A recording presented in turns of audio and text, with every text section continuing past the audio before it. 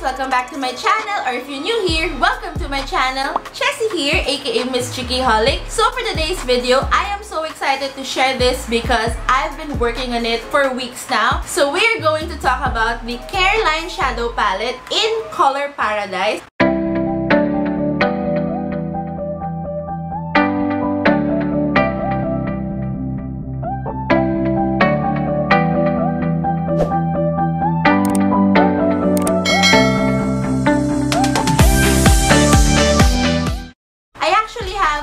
The palettes, but we are gonna focus on this baby right here because I have made a lot of looks with this and I will talk about each and every shade. Also guys, I am gonna show you a tutorial on how I did this look because this is all of the shades, all of the matte shades. So without further ado, if you want to see the review, swatches, and of course how I did this tutorial, you know the drill! Please keep on watching! Okay guys, so let's start. This palette is only 165 pesos. So it just comes with a plastic. Of course, natanggal ko na yung plastic, but I have a sample here from the other palette. So talagang plastic lang siya guys. Although if you remove the plastic, nandito pa rin yung ingredients and it's 24 months, paraben-free, cruelty-free, and it has a batch manufacturing date of October 2019. Ito lahat ng details, guys. I like it because all the details are included, but the packaging itself, it is flimsy. Sa lahat ng mga Careline like palettes or face palettes nila, yun yung napapansin ko. Scary lang because if you drop this, it might break.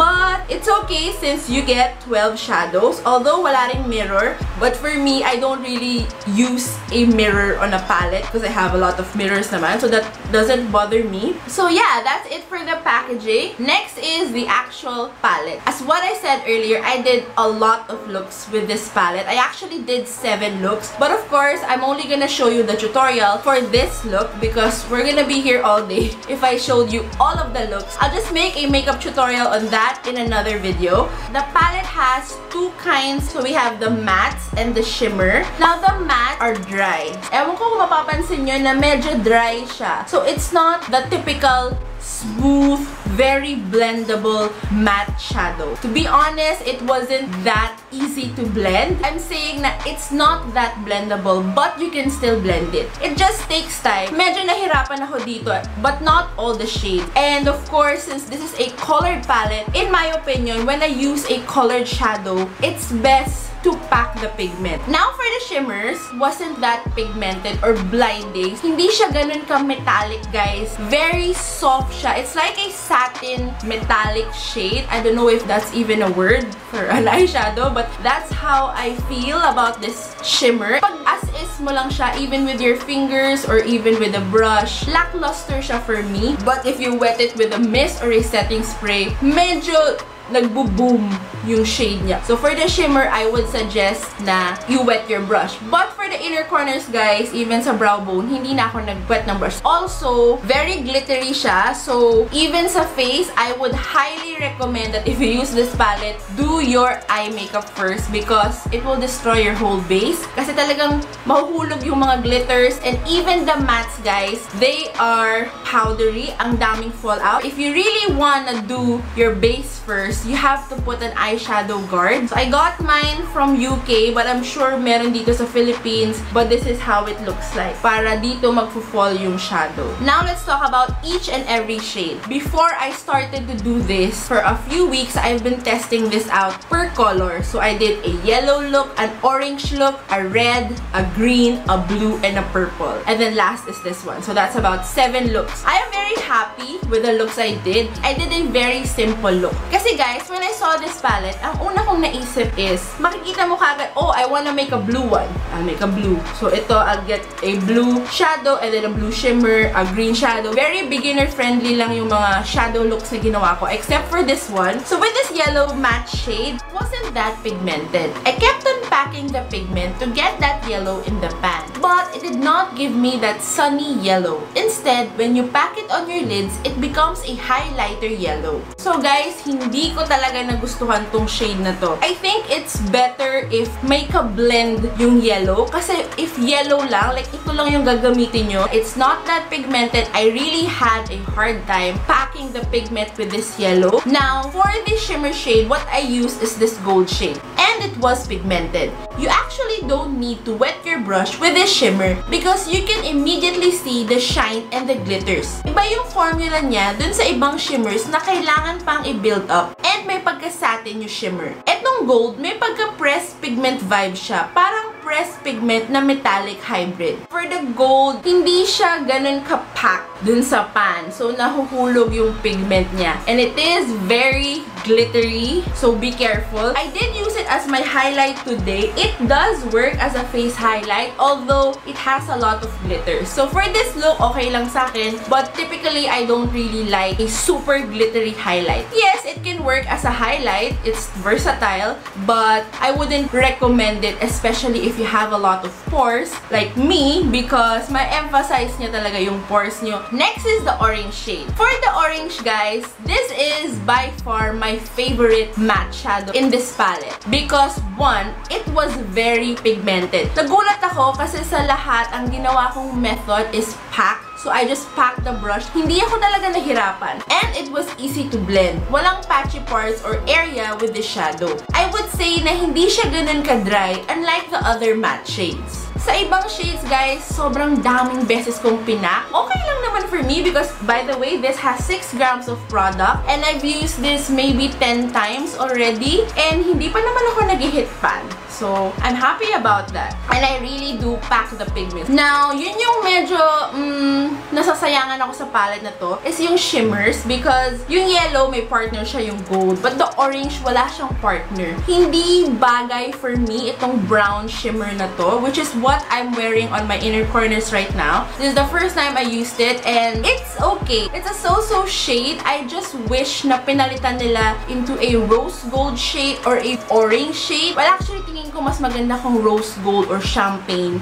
Yung typical highlight para you can use it as a brow bone highlight, at inner corner, or even your face highlight. Anyways, for the orange shade, what I use for my shimmer is also the gold one since wala nga siyang kapartner na orange. And it did work well. Maganda talaga tong gold na to even if you pack it on your lids na dahan-dahan. Let's move on to the red shade. For the red, same with the orange matte shade, it was also pigmented and easy to blend. I also did not have a hard time packing the pigment. However, I noticed now when you build this up, nagiging pinkish red siya. So, medyo same with the yellow shade na if ito lang ang gagamitin mo, hindi siya true to color. But if you blend it with another color, lumalabas yung pagka-vibrant ng shade niya. Unlike the gold, this pink shimmer is not that pigmented. And nakailang beses akong ipack tong shimmer na to sa lids ko para lumabas yung color. I really had a hard time packing the pigment. But the sponge tip applicator did help. So kahit na hindi ako usually gumagamit itong applicator na to, naka-help naman siya para sa shimmers. So we're done with the warm tones. Next is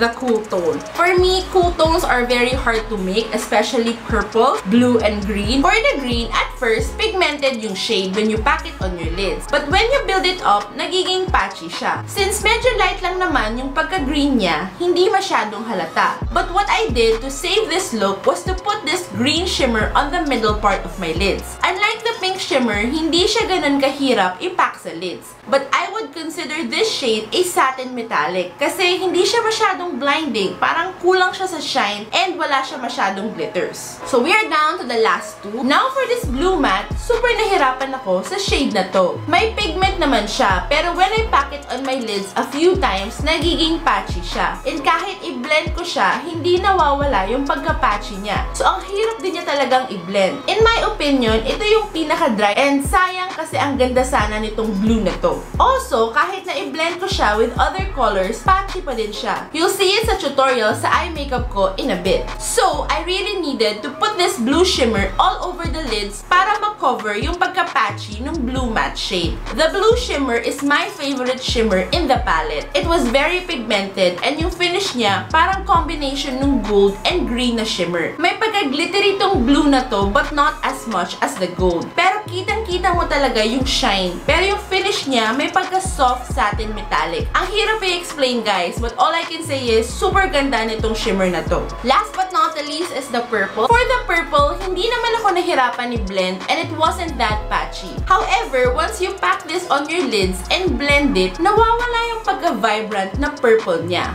For me, yung pigment niya parang yung yellow. I wanted like a dark purple, like ube purple.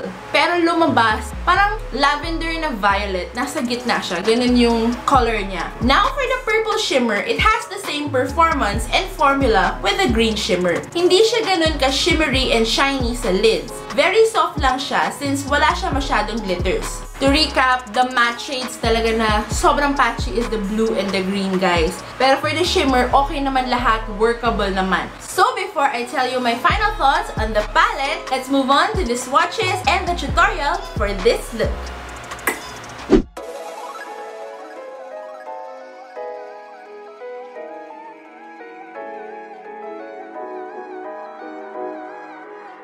So to start off this look, I got this blue matte shade, then I started to slowly pack this on the outer V. I had to pack this a couple of times because this shade was patchy.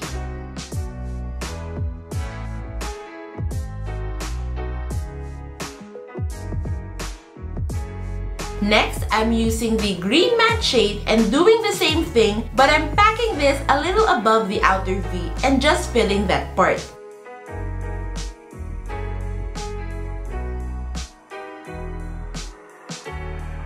Then, I place this yellow matte shade after that green, just slowly packing it beside the green. So if you can see a hint of orange, that's because I made a mistake and placed the orange instead of the yellow. Next, I got this orange matte shade and just slowly packing it beside the yellow. So basically, I'm doing the same thing for all the shadows, just packing it and building the shadow. Last is the red shade. I'm just slowly packing this shade near my inner corners. It looks crazy, I know, but it will all come together. You'll see. So for all of the shadows, I just place them all without blending any of the shades. So basically, I'm just packing all of the shadows. Using a cotton square with micellar water, I'm just cleaning the sides and removing all of the fallout from the shadows. This is my technique for that sharp wing shadow look. Now, it's time to blend all the shadows together. So, going back to the blue, packing it again on my lids. Then the green, packing it again and blending it with the blue. Next is the yellow, doing the same thing, packing it again, then blending it with the green and the orange. Since the yellow was not that pigmented, I had to go back and forth a couple of times. Then the orange, packing it, then blending it with the yellow and the red shade. I had to go back to the yellow since the orange covered it too much. Then putting a little bit of that orange again. Last is the red shade. So I'm packing it again and slowly blending it with the orange shade. Then to avoid that harsh light, I'm just using a clean brush to marry all the shadows together. For the lower lash line, I'm using this purple matte shade all over. Then, using the sponge tip applicator from the palette, I'm using this brown shimmer for my inner corners. For my brow bone highlight, I'm using this gold shimmer.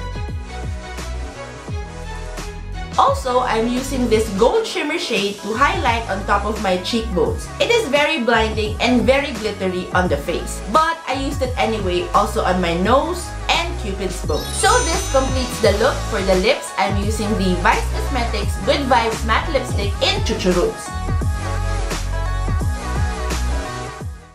Okay guys, so now I'm back and I'm ready to tell you my final thoughts on the Careline Shadow Palette in Color Paradise. My final thoughts on this is, it has a lot of cons, but it still has those pros. Yung cons niya talaga, I would say na it could be a deal breaker because one, it's not your typical shadow na smooth, very blendable. It's dry and it is harder to blend, but it is still blendable. Now for the shimmers, I do like the shimmers, and the gold one, honestly, well, it is my highlight today, even though it is glittery, very versatile siya. And lastly, the price. For 165 pesos, you get 12 eyeshadows, and this is 6 grams, pero guys, as what I said, 10 times ko na yata itong nagamit, and I do pack the brush into this shadow, and hindi pa naman ako nag-hit pan sa kanya. Will I still use this palette? Honestly, guys, even though madami akong palettes, yes, because it is so small, I can fit it in my bag, and kung gusto ko mag-travel with this, sobrang dali lang niya. I love the colors. Medyo nahirapan lang taga ako dun sa blue and green, but it's fine. The red, orange, and yellow, I can do a sunrise, sunset look with it, and even a mermaid look with the green, purple, and the blue. But of course, it is still up to you. I'm just saying na because it is affordable and it is workable, hindi man siya ganun ka-pigmented, you can build it up. It is very buildable. And if okay lang din sa'yo na madaming fallout. So that's it for this video. Thank you guys so much for watching. Give it a big thumbs up if you like it. And if you haven't subscribed, please do subscribe to my channel to be part of our growing Cheeky Fam Squad. Also guys, don't forget to click the notification bell down below so you are notified whenever I upload new videos. So guys, I'm gonna do a review on the Dream Catcher and the Slumber Party. So watch out for these. And of course, I have a lot of pending reviews. Always follow me on Instagram at MissCheekyholic because I do tell you what's coming. Also, follow my fan page. Yes guys, we have a fan page already made by my lovely subscriber at cheeky_fam squad. So I'll just put all the links below, and yeah guys, I'll see you in my next one.